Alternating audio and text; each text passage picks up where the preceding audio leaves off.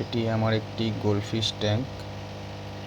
ট্যাঙ্কটা একটু অন্যরকমভাবে অ্যাকোরিয়ামটা করা হয়েছে। সামনে কিছুটা ছোট একটা স্পেস রাখা হয়েছে, মাঝখানে ডিভাইডার দিয়ে পেছনে ফুল ট্যাঙ্ক করা হয়েছে, মানে ফুল অ্যাকোরিয়াম, সামনেটা হাফ অ্যাকোরিয়াম।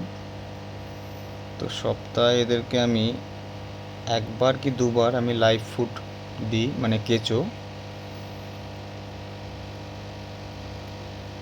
মোটর খুব সহজে বন্ধ করি না, তাই মোটরটা চলছে তার মধ্যেই আমাকে ভিডিওটা করতে হচ্ছে। সপ্তাহে এদেরকে একবার লাইভ ফুড দেওয়া উচিত।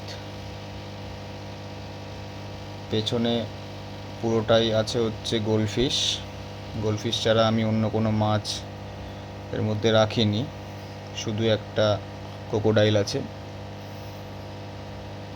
যেহেতু গোল্ডফিশ খুবই অ্যাকোরিয়ামের জলকে নোংরা করে, সেই জলটাকে পরিষ্কার রাখার জন্য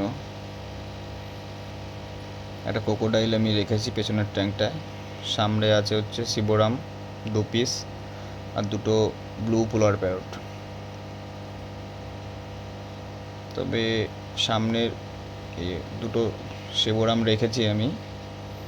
সেই শিবরাম আমি ফার্স্ট টাইম আমি অ্যাকোরিয়ামে রাখছি। এটার কোনো আইডিয়া নেই, প্রচণ্ড মারামারি করছে, একজন আর একজনকে মারছে। তো সামনের ট্যাঙ্কটা তো আমি কেঁচো দিয়েছি। আজকের সব ট্যাঙ্কে আমি লাইভ ফুড দিয়েছি।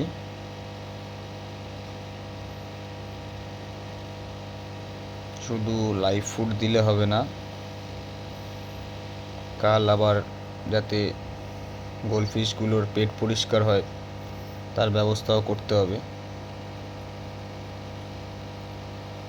গোল্ডফিশেরকে যত খাবার দেবো তত ওরা খাবে, এদের কোনো খাবারে না নেই।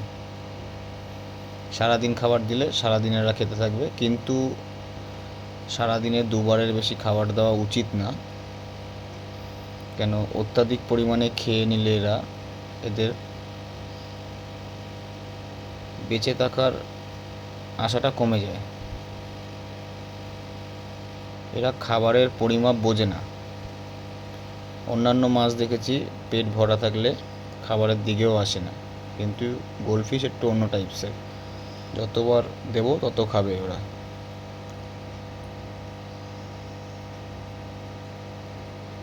লাইভ ফুডটাকে খুব মজা করেই খাচ্ছে। কেঁচো সব মাছের জন্যই ফেভারিট।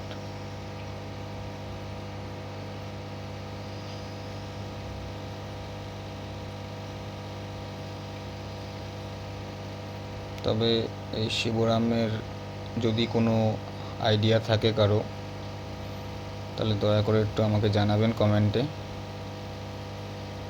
আমার এটা ফার্স্ট টাইম।